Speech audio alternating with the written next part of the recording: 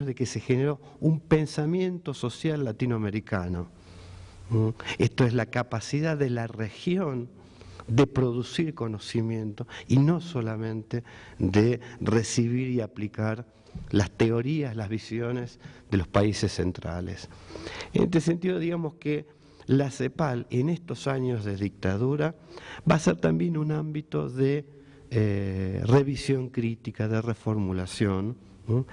Son los años, recuerden ustedes, que empieza a despuntar las corrientes neoliberales. Empieza a despuntar en el sentido de que el consenso keynesiano desarrollista empieza a ser fuertemente cuestionado, tanto como las críticas que hay a los estados de bienestar en los países centrales. Y esa reflexión, esa revisión crítica va a pasar, en el caso de la CEPAL, por discutir la propia idea del desarrollo.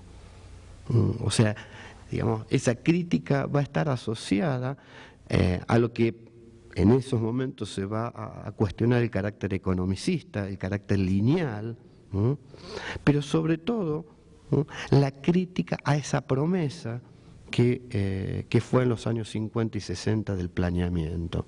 Esta racionalidad que prometía poder, a base de etapas y acciones, poder producir los cambios en nuestras sociedades. En este sentido, esa reformulación también va a tener participación de algunos intelectuales argentinos como Jorge Graciarena, que va a incorporar a la discusión de desarrollo la discusión política, que el desarrollo no es solamente una cuestión de acciones económicas, sino el desarrollo es una cuestión estratégicamente política, que pensar el desarrollo supone discutir las cuestiones de poder en la región. Y por eso esa mirada más política va a estar asociada a esta primera reformulación que va a ser hablar ya no de desarrollo como único y lineal, sino hablar que los países tienen estilos de desarrollo, con lo cual se intenta captar la especificidad, las tensiones propias de cada país. Es un momento interesante, si ustedes revisan la revista de la CEPAL de aquellos años, tampoco tiene que envidiarle a ninguna revista académica de ciencias sociales. Es más, la paradoja es que estos funcionarios intelectuales o intelectuales funcionarios operan discutiendo como si estuvieran haciendo una investigación académica y no como parte del propio organismo. En este sentido, digamos que va a haber una tensión a lo largo de la CEPAL entre este momento más de debate intelectual y un retorno a lo que vamos a llamar, digamos, esta vocación de consejero del príncipe, como Maquiavelo, ¿no?, de los organismos internacionales. Esto se va a materializar en el plano educativo en uno de los grandes proyectos impulsados por la CEPAL, la UNESCO y el PNUD, que va a ser el proyecto de ALC, Desarrollo y Educación para América Latina. Este va a ser un proyecto, digamos, que va a estar coordinado por Germán Rama, otro gran intelectual uruguayo, junto a Juan Carlos Tedesco y otros colegas, que el programa no solamente se puede pensar como un espacio de producción de conocimiento, sino como una forma que adoptaron parte de los organismos internacionales, como Flaxo, Claxo, como una forma también de operar cierto resguardo a intelectuales en los países, intelectuales que habían sido expulsados de las universidades.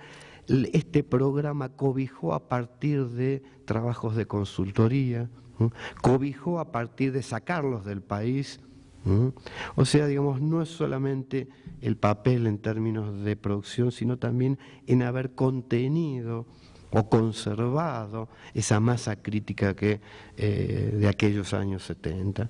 Pero en el caso específicamente del proyecto de AL, uno podría decir que en ese proyecto, en buena parte está la matriz de lo que hoy, hasta el día de hoy, seguimos discutiendo en términos de política educativa en la región.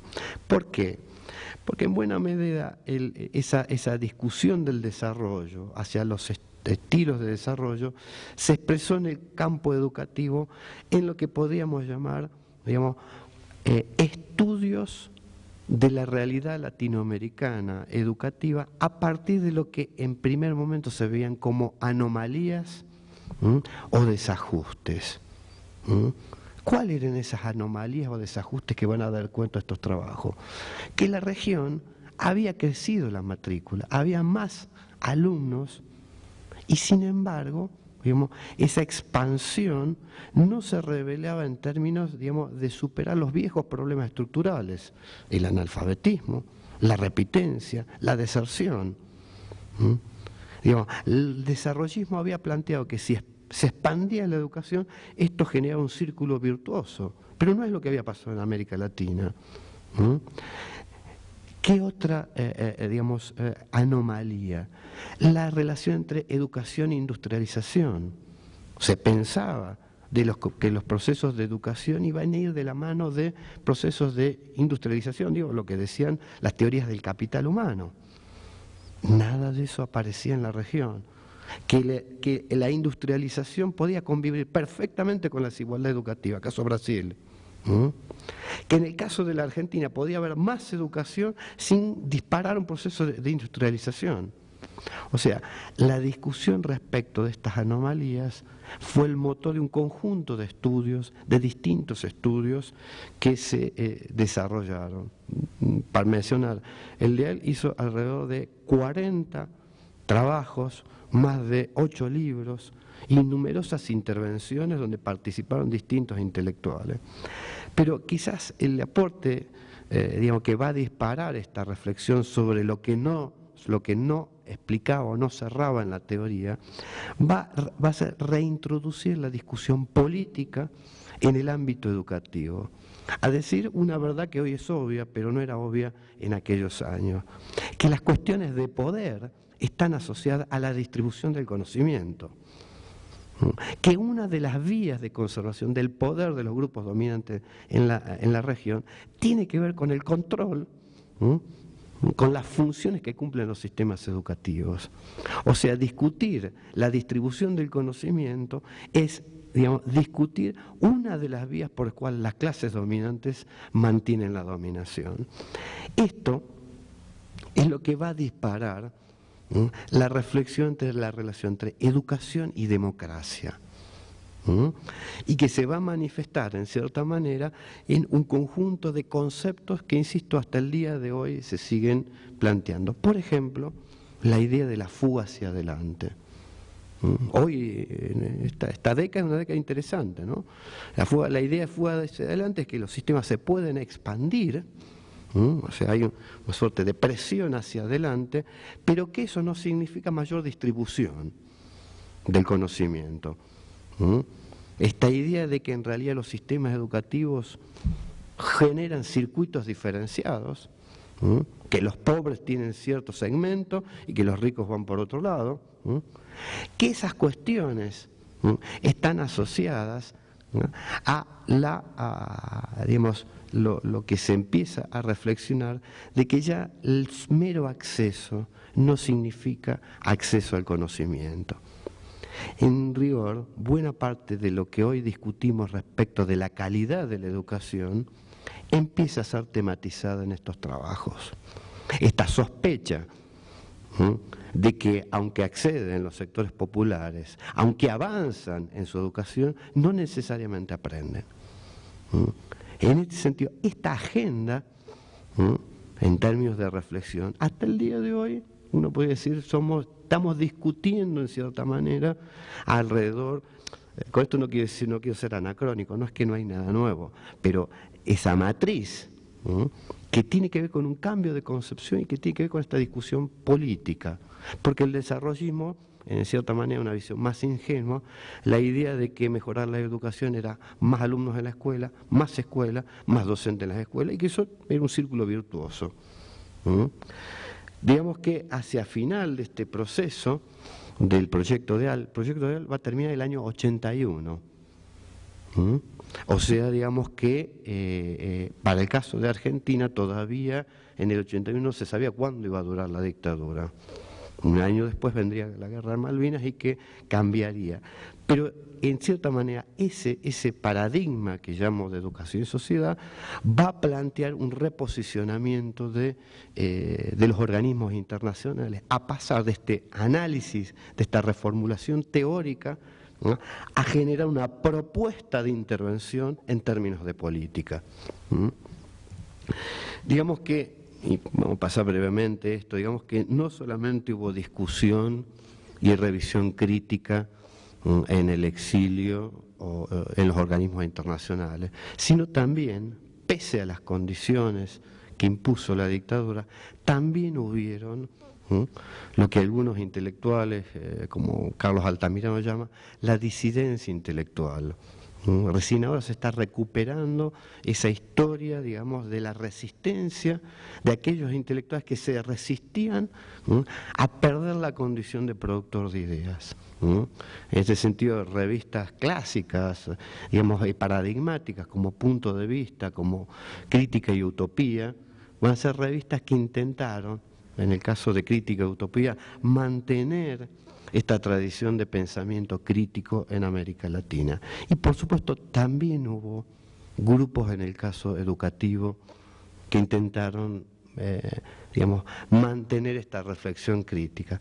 Una paradoja es que buena parte de estos grupos intelectuales que van a discutir en este caso sobre la universidad van a ser todos aquellos docentes expulsados de la universidad. O sea que, digamos, desde afuera, y van a, en el caso de Argentina, la discusión de cuál es el lugar de la universidad. Que la universidad fue también uno de los ámbitos más fuertes de radicalización política en la región. Si se trata de una universidad para el desarrollo, si el papel de la universidad como productor de conocimiento, un conjunto de reflexiones mucho más pegados a la propio derrotero de la dictadura, pero que ciertamente por las condiciones de la represión va a estar desconectado de estos otros relatos, de estas otras revisiones, como el caso del exilio mexicano y de la CEPAL. Digamos que en el caso de Argentina, la guerra de Malvinas marca, de cierta manera, la reapertura del debate político y lo que yo llamo la reconfiguración del campo intelectual de la educación. Dicho de manera sencilla, estos años que van del 82, 81, 82, 83, para el caso de Argentina, pero uno podría hipotetizar que también para la región, es donde estas reflexiones dispersas, aisladas, que se dan en distintos espacios geográficos, que se dan en distintas instituciones, empiezan a recomponerse, empiezan a juntarse. Y en este sentido, para el caso argentino, es la convivencia de viejas y nuevas instituciones, del cual va a despuntar una de ellas, que va a tener un papel central en los años 80, que va a ser la Flaxo. El papel de Juan Carlos Tedesco, de Cecilia Braslasque, pero quizás más importante que esto de Argentina, yo quiero recuperarle, digamos, un conjunto de eventos que se hicieron acá en el DIE, de libros que si ustedes los leen van a encontrar precisamente esa primera puesta en limpio de estas reflexiones que fueron madurando en los años anteriores. En el caso, aunque el evento fue el año 81, ¿no?, el libro Educación y Clases Sociales en América Latina, digamos, compilado por María de Ibarrola, es un compendio de la producción intelectual de aquellos años. O sea, libros que empiezan a pensarse como intentando captar una mirada regional de todos estos procesos de reflexión. O lo mismo el texto, digamos, publicado en Brasil, que también va a ser un trabajo clásico. Bueno, esto me pasa por no leer, ya después se los voy a decir. Pero digo, momentos en el cual estas distintas historias, estas distintas reflexiones empiezan a converger, la gente misma empieza a conocerse. Desde la producción de un Saviani, con otra discusión, el caso brasilero, Braslavsky, los argentinos que están acá en México, los investigadores mexicanos. Es un momento en el cual ese debate toma otro giro. Si los años presentes la discusión era más teórica respecto a cómo enfocar los procesos políticos, político-educativos, esos primeros años 80, la discusión va a ser más claramente en este horizonte que empezaba a aparecer del retorno a la democracia, en una discusión más claramente política, respecto a qué es lo que hay que hacer. Mejor dicho, ¿qué podemos hacer con estos nuevos conceptos, con esta nueva visión en términos de intervención?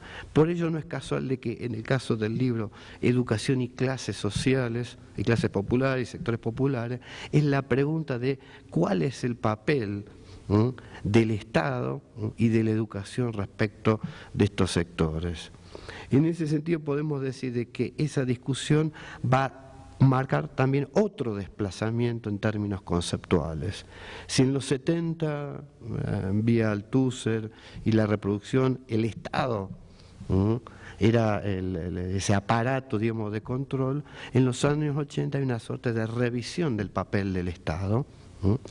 ¿En qué? En la distribución del conocimiento, y es por eso de que por el lado de digamos, distintos intelectuales como Guiomar Namo de Melo, Cecilia Braslavsky, sobre todo Juan Carlos Tedesco, van a desarrollar esta idea, y Saviani desde su perspectiva también, de que el problema en América Latina no es el control ideológico.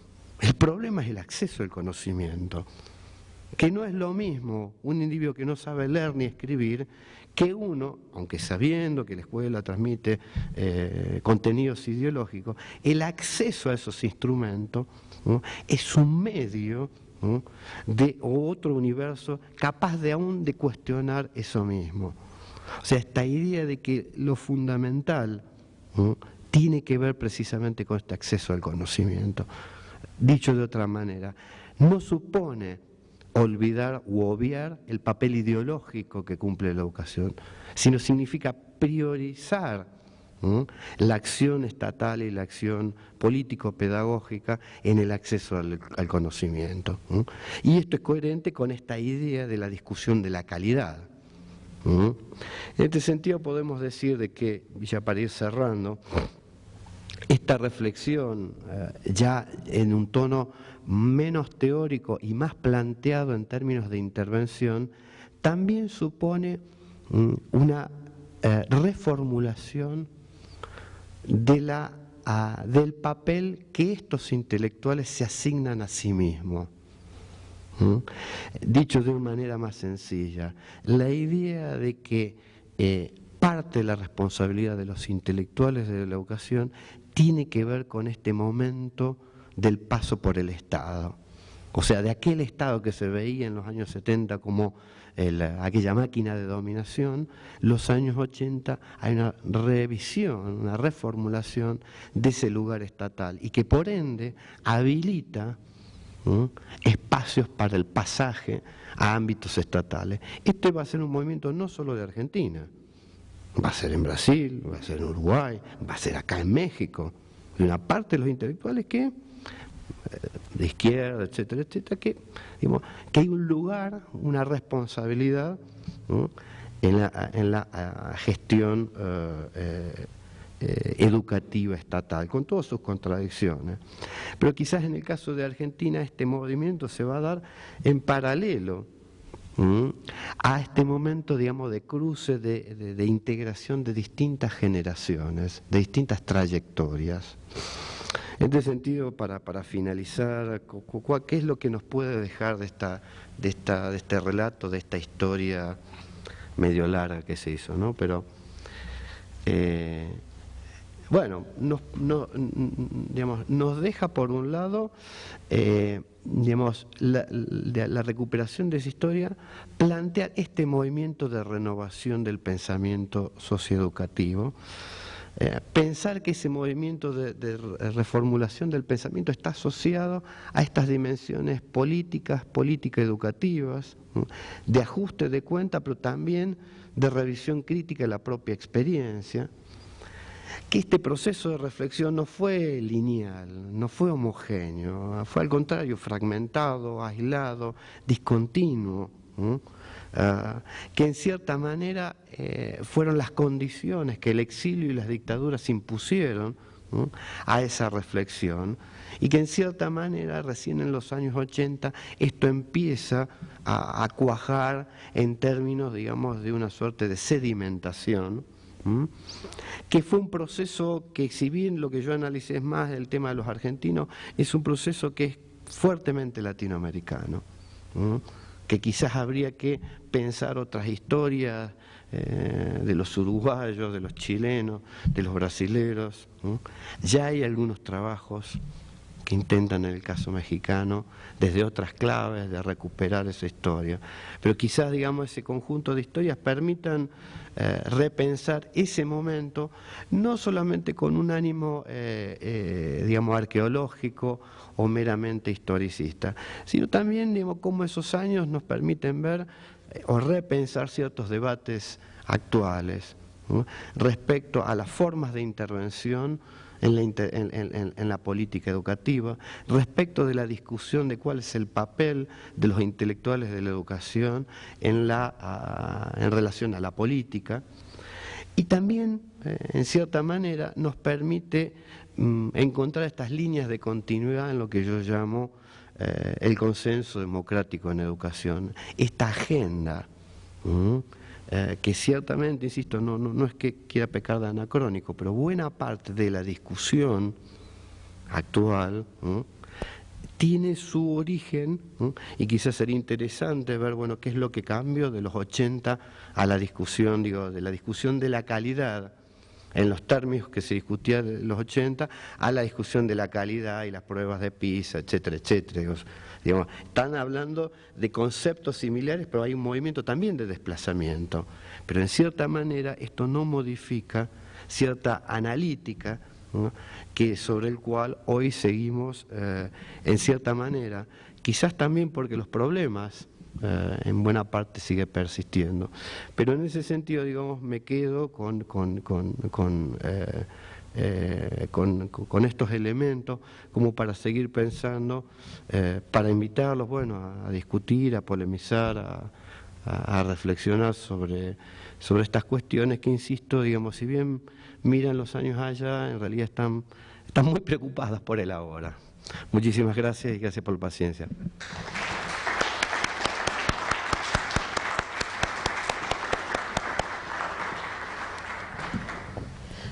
Muchísimas gracias, Claudio, por esta muy interesante presentación. Pues vamos a abrir una ronda de preguntas y respuestas, así que por ahí hay un micrófono.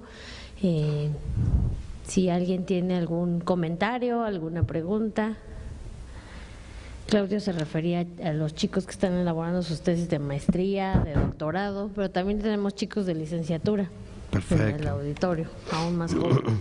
Yo sí tengo una pregunta sobre esto último que planteas del consenso democrático, ¿no? Dices que es un planteamiento que se vino trabajando, consensuando en la CEPAL y que, digamos, estamos heredando un poco esa agenda en cierta medida, pero no sé si puedas ahondar un poco más y sobre qué es la otra parte que se cubre o qué es la otra parte que se deja de lado entonces de aquellas discusiones que provienen de estos intelectuales que convergen del exilio y de y bueno, en el caso de México. Sí, dicho, tal vez habría que digamos, precisar más. A ver, el argumento que quiero presentar es que buena parte de la analítica teórica está generada en esos años.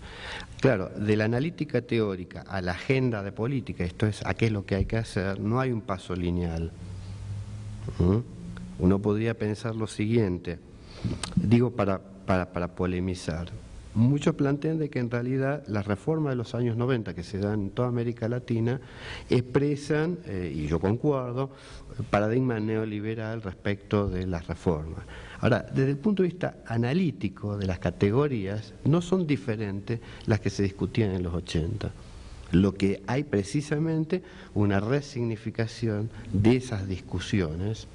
La idea de, por ejemplo, de la autonomía escolar de los 80 no es la misma la que se tematiza en los 90, ni tampoco la que se está discutiendo hoy. Sin embargo, uno podría decir, en cuanto al campo problemático, digamos, giramos en cierta manera en esa matriz. Con esto, ¿qué quiero decir? Que está en lo último, ¿no? Una verdad de perogrullo, que las ideas tienen consecuencias. Que no es solamente una cuestión que se dirime en el campo del poder, sino que las ideas también son a su vez una fuente de poder en este sentido.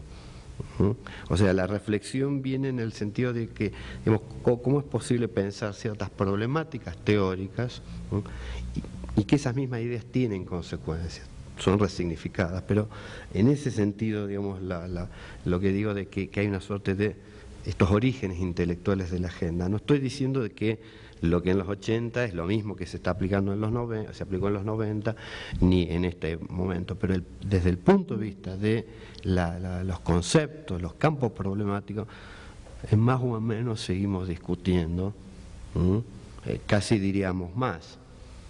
A diferencia, no conozco bien la situación de México, pero digamos, Argentina, Uruguay, Chile, Brasil, en los últimos años son los países que más invirtieron en educación.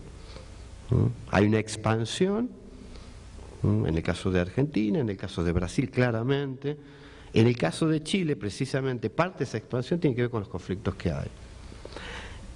¿Qué es lo que deja ese movimiento de expansión? Deja precisamente aquello que, en cierta manera, dicho de otra manera, esta fuga hacia adelante, que la expansión no necesariamente va de la mano de mejoramiento en los resultados educativos, que esto está mediado por cuestiones institucionales, por cuestiones de la distribución, etcétera, etcétera, etcétera.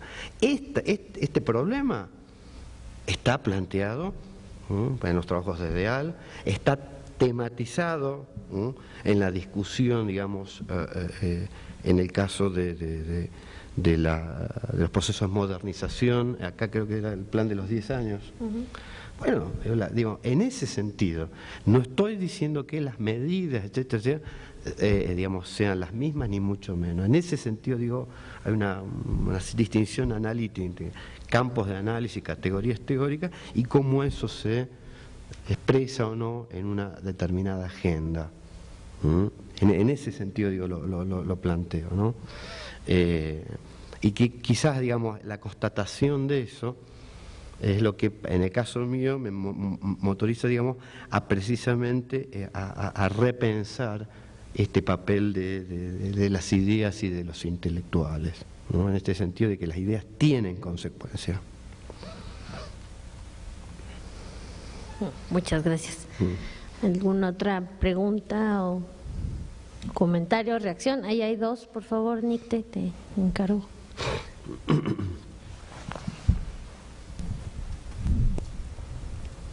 Son dos chicos ahí.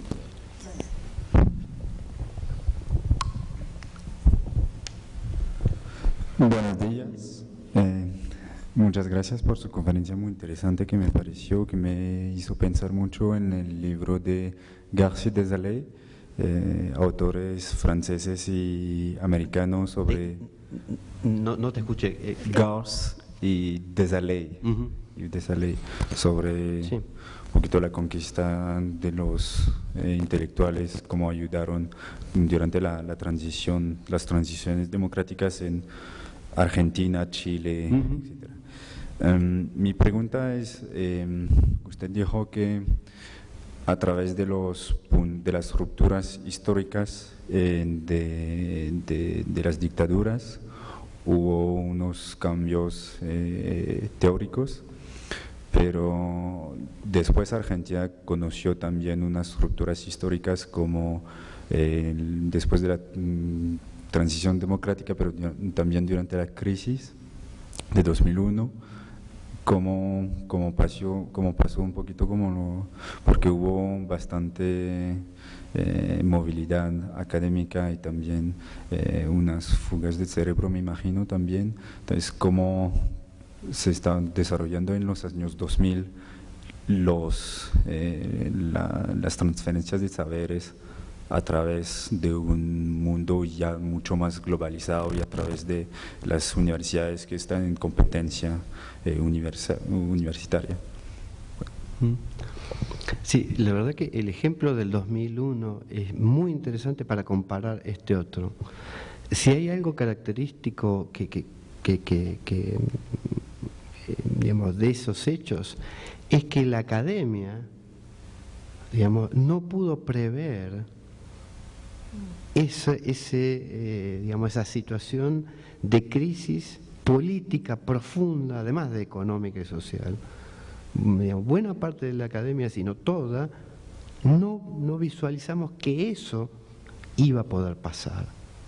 En ese sentido uno podría decir lo siguiente, digamos que comparado en este momento de reflexión que presentamos acá, periodo de dictadura y los exilios, tuvo ciertas características diferentes digamos, a las características de la reflexión en tiempos de democracia, para decirlo de alguna manera.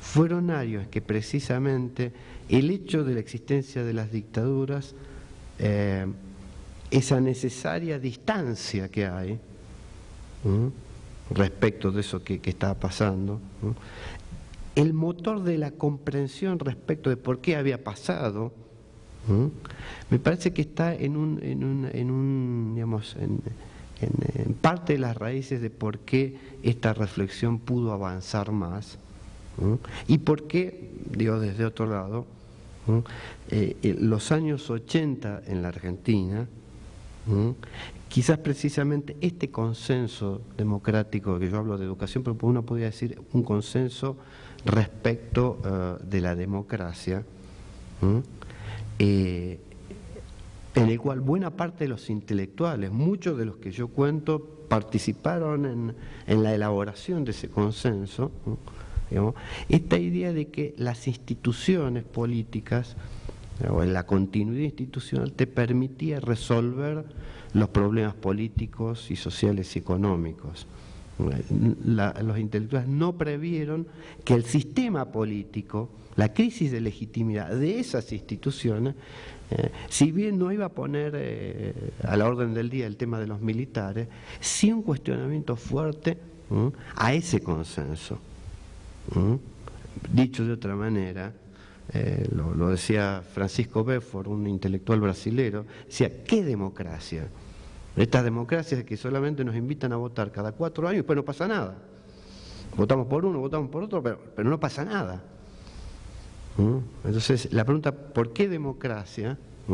Quizás no se planteó, no fue una línea de reflexión, pero creo que me parece que precisamente, creo que los periodos de crisis, de dictadura, son periodos, digamos, que precisamente porque se nos caen las certezas, no hay otra opción que repensar.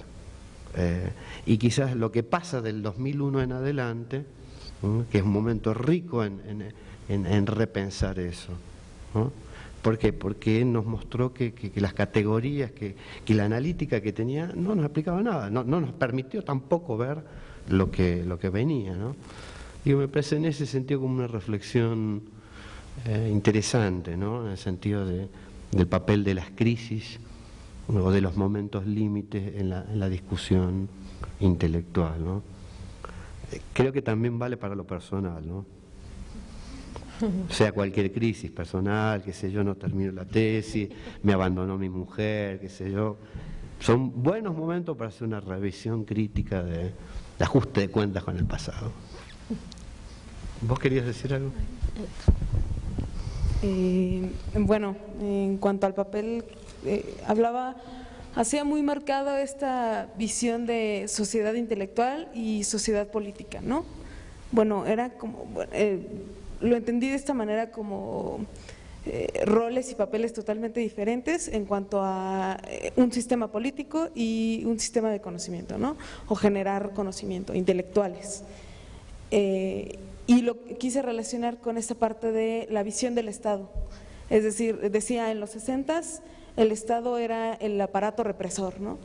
En los 80 se configura y se ve como el encargado de la sociedad, como el que tiene que responder a las necesidades. Entonces, la pregunta es, ¿qué papel juegan los intelectuales y los políticos en la configuración y reformulación del Estado? Si son actores totalmente diferentes y están en trincheras totalmente distintas, o en la actualidad podríamos decir que están en un mismo marco. Y ya, gracias. No, súper interesante la pregunta, ¿no? A ver, dos cuestiones, ¿no? Vamos a empezar por la última. Hay un texto que me gusta mucho de Ian Hunter, un Foucaultiano australiano, que se llama Burocracia, Estado y no sé qué otra cosa. A mí me gusta mucho porque él tiene una reflexión respecto del campo educativo. Después veo la cuestión más en general, ¿no? Él dice de que los sistemas educativos, hay dos leyendas: la leyenda buena, la de la burguesía, que los sistemas educativos nacieron para iluminar la razón a los sectores populares, el ascenso social. La leyenda negra dice, no, son esa máquina que para domesticar a los obreros y meterla en la ideología. Los dos son relatos, digamos, teleológicos, ¿no? Hunter dice, los sistemas educativos, digamos, se generaron por una convergencia contingente de dispositivos disponibles. Dicho en manera más vulgar, los sistemas educativos se hicieron con lo que había. Esto es lo que hay. Bueno, ¿qué es lo que había? Había tecnologías pastorales, la pastoral católica, digamos que va a ser la matriz, digamos, que va a constituirse de manera laica en la escuela. Cambias al cura por el maestro, cambias la confesión por el examen,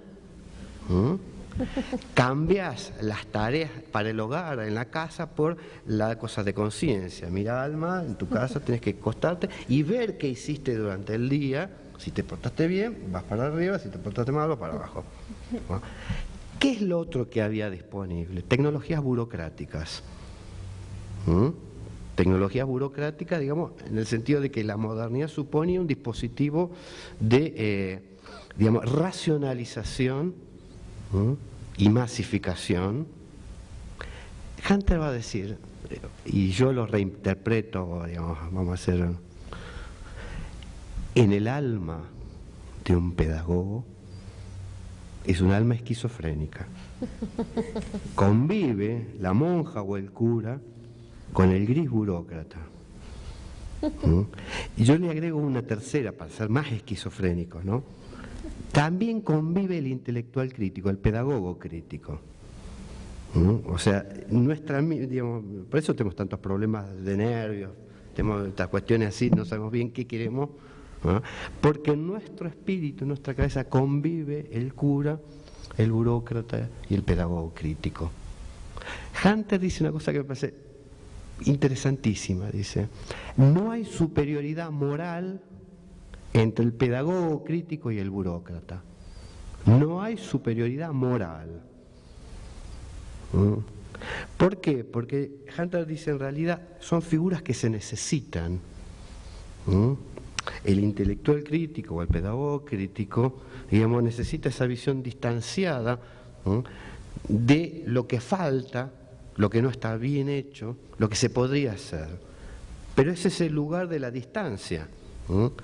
El lugar del burócrata es el lugar, bueno, mirá, esto es lo que hay, con esto hay que llevar, etc.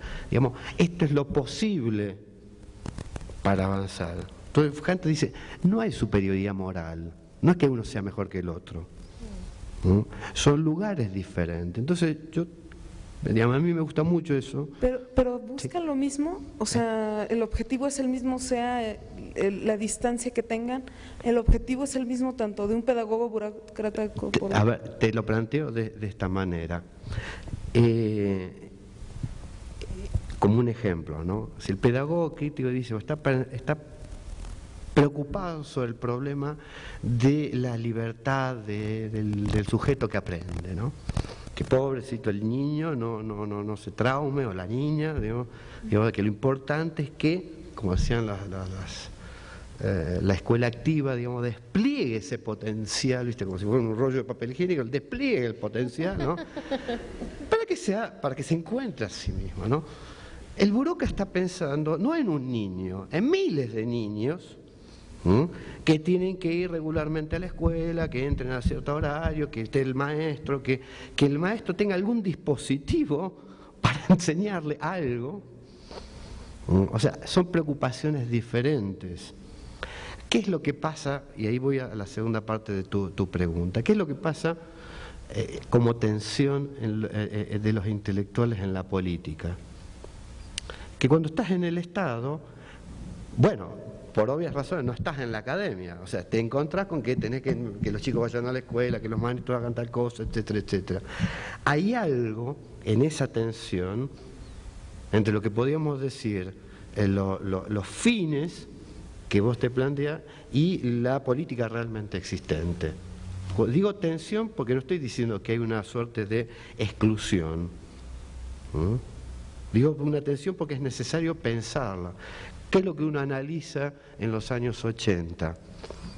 Bueno, la confianza que existe en buena parte de los intelectuales que desde el Estado, y solo desde el Estado, se pueden cambiar las cosas. Digamos, hoy mirado a la distancia, la verdad, a una suerte de sobrevaloración del lugar como intelectual, en el cual tu función ya no es la de producir un paper, sino de tomar decisiones, más sos un especialista o un experto, en el cual, digamos, hay una serie de condicionantes. Pero ¿por qué, volviendo a tu pregunta, que me parece súper interesante? Creo que no hay una respuesta única, hay un conjunto de problemas y de tensiones. Yo me gusta lo de Hunter porque digo, así como no hay superioridad moral, me parece que es importante la presencia de esta figura, porque por otro lado la racionalidad burocrática tiende a justificarse por el principio de la eficacia. Si es eficaz, bueno, sigue. En cambio,